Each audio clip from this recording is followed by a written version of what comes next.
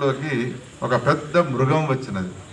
అయోధ్య ప్రజలంతా పరిగెత్తుకుంటూ వెళ్ళి రామచంద్రుడికి విన్నవించుకున్నారు. ఏ రామ, ఆ మృగం అయోధ్య ప్రజలందరినీ కూడా సంహారం చేస్తున్నది, రక్షించవయ్యా. అప్పుడు సీతాదేవికి చెప్పి రథాన్ని, గుర్రాలను కట్టి రథాన్ని తోలుకొని పోయేంత సమయం లేక గుర్రము పైన ఎక్కినటువంటి వాడి, సీత నేను వెళ్ళిస్తాను, నువ్వు ఉపహారం తయారు చేసినావు, వచ్చిన తర్వాత తింటానులే అని ఆమెకు చెప్పి, ఏమండి ఎటు వెళుతున్నారు, అడగకూడదు కానీ అడుగుతున్నాను అంటే లేదు, తర్వాత వస్తాను వేగంగా హడావిడిగా బయలుదేరి వెళ్ళిపోయినాడు. సీతాదేవికి ఆందోళన ప్రారంభమైనది. సీతాదేవి లక్ష్మణుడిని పిలిచి, లక్ష్మణ మీ అన్నయ్య గారేటో తొందరగా వెళుతున్నాడయ్యా ఆదుర్దాతో.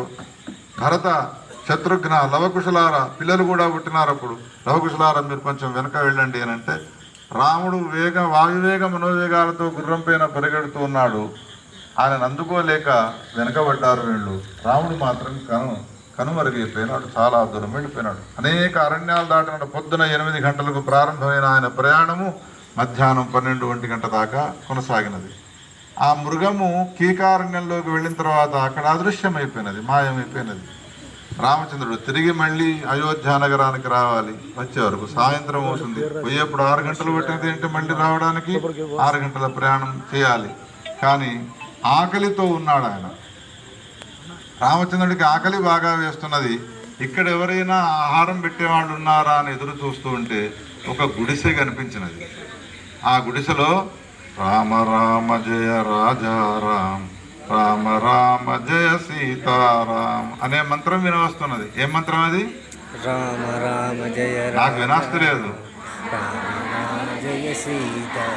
ఈ మంత్రం వినరాగానే ఇంతటి కీకారణ్యంలో కూడా నా నామాన్ని ఉచ్చరించే వాళ్ళు ఉన్నారు, ఎవరబ్బా అని పోయి చూసేవారు. ఒక ముసలామె కర్ర పట్టుకొని వంగిపోయి అటు ఇటు తిరుగుతూ ఈ నామాన్ని చూపిస్తుంది. ఎవరామె అంటారని తెలుసును, అడవిలో ఇంకెవరుంటారు. ఆమె సమీపానికి వెళ్ళినాడు. అమ్మా నన్ను గుర్తించినావా, నేను ఎవరిని? గుర్తించడం లేదా, ఎవరు మీరు? నన్ను రాముడు అంటారు. అయ్యో అయోధ్యాధిపతి రామచంద్ర నువ్వు వచ్చినావా అని కాళ్ళ మీద పడ్డది, నమస్కారం చేసినది. గుడిసంతా వెతికితే ఏమున్నది ఆమె దగ్గర? ఏమీ లేదు. ఆకలితో ఉన్నటువంటి ఈయనకు అన్నం పెట్టాలి, ఆకలి అవుతుంది అని వేరే అడుగుతున్నాడు ఆయన. ఇంతలో ఒక ఉపాయం చెప్పినాడు. ఇవాళ మంగళవారం అయ్యా, ఇక్కడి నుంచి ఒక 10 అడుగులు వేస్తే అమ్మవారి గుడి ఉన్నది.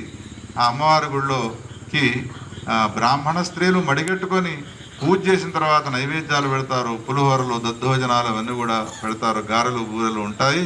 నువ్వు వెళ్ళి అక్కడ ప్రసాదాన్ని స్వీకరించవచ్చు అని అంటే, ఇప్పుడు రాముడు అన్నాడు, అమ్మా నాకు నడుచుకుంటూ వెళ్ళే ఓపిక ఉంటే నేను వెళ్ళనా? కానీ నాకు ఆ ఓపిక లేదు కాబట్టి నీవే వెళ్ళి నేను ఇక్కడ ఉన్నానని చెప్పి నాకు ఆ అన్నప్రసాదాన్ని తీసుకొని రా అన్నాడు. అనగానే ముసలామే వెళ్ళినది. వెళ్ళే వరకు బ్రాహ్మణ స్త్రీలు సరస్సులో స్నానం చేసినారు. మడితో తెచ్చినటువంటి నైవేద్యాలని నెత్తిపైన పెట్టుకున్నారు. గుళ్ళోకి పోదామని తలుపులను తెరిచే ప్రయత్నం చేస్తూ ఉంటే తలుపులు ఎంతకు తెరుచుకోవడం లేదు. ఎంతో నెట్టినారు, గొళ్ళాలు తీసే ఉన్నాయి. ఎంత నెట్టినా కానీ తలుపులు తెరుచుకోవడం లేదు. ఇంతలో లోపల నుండి ఆడ కంఠం వినవస్తూ ఉన్నది. అమ్మవారు మాట్లాడుతున్నది అనుకున్నది. ఏమంటున్నది ఆ లోపల ఉన్నటువంటి ఆ అమ్మవారు అని అంటే, ఆయన తిననిది నేను తింటానా? ఏమంటున్నది అమ్మవారు? ఆయన తినది నేను తింటానా. అమ్మవారి మాట అంటున్నది కాబట్టి ఆయన తినది అంటే, ముసలామె వచ్చి బ్రాహ్మణ స్త్రీలను అడిగినది, అమ్మ స్త్రీలారా, రామచంద్రుడు వచ్చి ఆకలితో ఉన్నాడు, ఆహారం తప్పకుండా ఇస్తామమ్మా, రామునికి పెట్టకుండా మేము పోతామా? కాకపోతే మంగళవారం కాబట్టి అమ్మవారికి నైవేద్యం పెట్టి తీసుకువస్తాము అని అమ్మవారి తలవాదలు తీయడానికి ప్రయత్నం చేస్తే తలుపులు తెరుచుకోవడం లేదు. అమ్మవారు ఏముంటుందో లోపల నుండి, ఆయన తినంది నేను తింటానా అని ఆమె వేరే అంటున్నది. అప్పుడు వాళ్ళకి ఏమర్థమైనది అంటే, ఆయన తిన్న తర్వాతనే ఈమెకు తీసుకువచ్చి నైవేద్యం పెట్టాలి అనుకొని ఆ ముసలామెతో, పదవమ్మ నేను ఎక్కడ ఉన్నాడో రాముడు, ఆ రాముడికి మొట్టమొదటి ఆహారాన్ని ఇద్దాము అని ఆ అమ్మ ముసలమ్మ ముందట నడుస్తూ ఉంటే వెనకాల ఈ బ్రాహ్మణ స్త్రీలు అన్నాన్ని తీసుకొని వస్తున్నారు. చెట్టు కింద కూర్చున్నాడు. పుంసా మోహన రూపుడు, ఇలమేఘ శ్యాముడు. ఆయన చూడగానే వీళ్ళకు ఎక్కడ లేనటువంటి భక్తిభావం ఏర్పడ్డది. రామా, మా జీవితం ధన్యమైనది, మేము తెచ్చినటువంటి ప్రసాదాన్ని నీవు స్వీకరిస్తున్నావంటే ఇంతకంటే ఇంకా మా జీవితానికి ధన్యత ఏమున్నది అని అంటే, అప్పుడు రాముడు అన్నాడు, ఆమెకు నైవేద్యం పెట్టి తీసుకువచ్చినారా లేదా అన్నాడు. అనగానే వీళ్ళన్నారు, ఆయన తినంది నేను తింటానా అని ఆమె అన్నదయ్యా, తలుపులు ఎంత తెరిచే ప్రయత్నం చేసినా తెరుచుకోలేదు అంటే రాముడు అన్నాడు, మీరు చెప్పగానే నమ్మేందుకు నేనేం మూర్ఖున్నా, అన్నామె ఎవరో ఆమెను తీసుకురాపోండి అన్నాడు. పొద్దున్న లేవగానే ఎవరిని చూసినా కొన్ని సందర్భాలు ఇట్లా ఉంటాయి కదా, అటు పోతే నువ్వు ఇటు పోతే ఇటు రాముడు తిననంటాడు, ఆమె వచ్చి చెప్పానంటాడు, ఆమెకు పెడదామని పోతే ఆయన తిన్న తర్వాత నేను తింటానని ఆమె అంటుంది. అప్పుడు వీళ్ళు బ్రాహ్మణ స్త్రీలు గత్యంతరం లేక దేవాలయానికి వెళ్ళి తలుపులు గట్టిగా ఉన్నాయిగా ఒక్కసారి నెట్టే వరకు తెరుచుకున్నాయి తలుపులు తనంతట తాను. లోపల చతుర్భుజే చంద్రకళావతంసే కుచోన్నతే కుంకుమరాగశోణే శ్లోకంలో ప్రతిపాదింపబడ్డటువంటి అమ్మవారు 4 భుజాలతో కూడుకొని లలితా మహాత్రిపుర సుందరి విరాజిల్లుతున్నది. ఆమెకు నమస్కారం చేసి, అమ్మ తలుపులు పెట్టిన సమయంలో నీ నోటి నుండి వచ్చినది ఆయన తినంది నేను తింటానా అని, ఆయన ఇప్పుడు ఈ మాట నువ్వు అన్నావు కాబట్టి నీవు వచ్చి ఆ మాట చెప్తేనే తింటానంటున్నాడు అంటే, అంతే కదా వస్తున్నాను పదనమ్మా అని విగ్రహంలో నుండి లలితా మహాత్రిపుర సుందరి విగ్రహంలో నుండి సీతాదేవి బయటికి వచ్చినది. వీళ్ళు ముందు వెళుతున్నారు బ్రాహ్మణ స్త్రీలు, వెనకాల సీతాదేవి వస్తున్నది.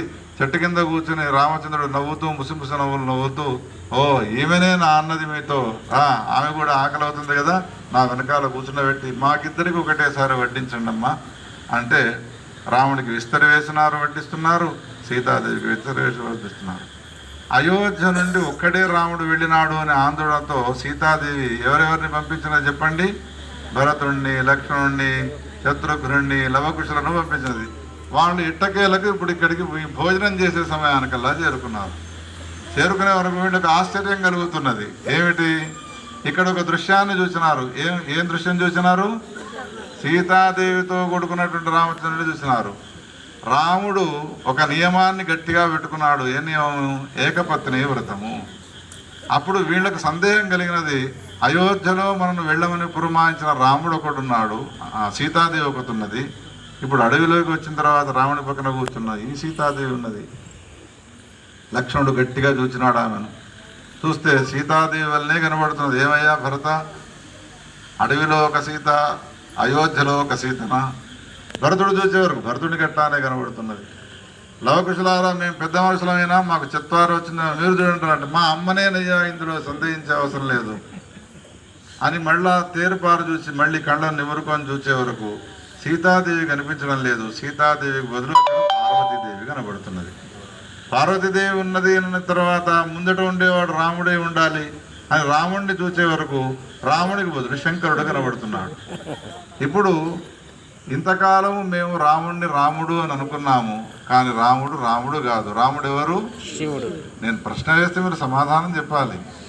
శివుడు. ఇంతకాలం మేము రాముడిని రాముడు అనుకున్నాము, కానీ రాముడు రాముడు కాదు. రాముడు ఎవరు? శివుడు. శంకరుడు.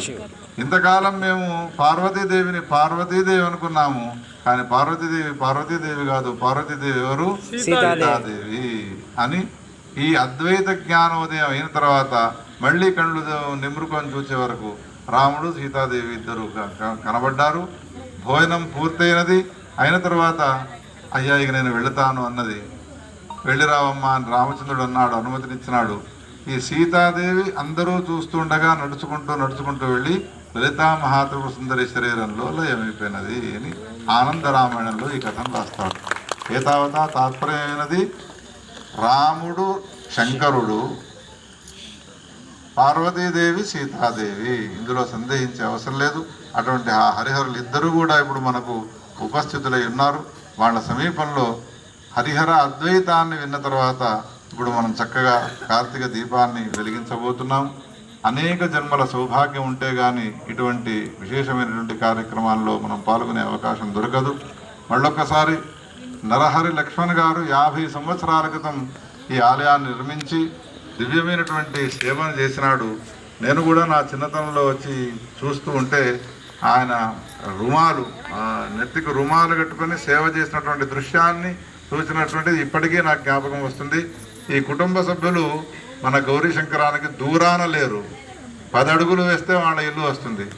ఎప్పుడు చూసినా కానీ వాళ్ళ కుటుంబ సభ్యులంతా ఈనాటి వరకు కూడా హైదరాబాద్ నుంచి వచ్చినారంటే శివాలయానికి రాకుండా, గౌరీ శంకరునికి మొక్కకుండా, పెద్దయ్య గారికి దండం పెట్టకుండా, ఆయన ఆశీర్వాదం తీసుకోకుండా వెళ్ళిపోరు. ఈనాటి వరకు కూడా ఎవరైనా ఈ కుటుంబ సభ్యుల్లో పెద్దయ్య గారి దగ్గరికి వెళితే అందరి పేర్లు జ్ఞాపకం చేస్తాడు. తాతలు ముత్తాతల దగ్గర నుంచి చిన్నపిల్లల దాకా జ్ఞాపకం చేస్తాడు. అటువంటి అనుబంధం కలిగినటువంటి కుటుంబం.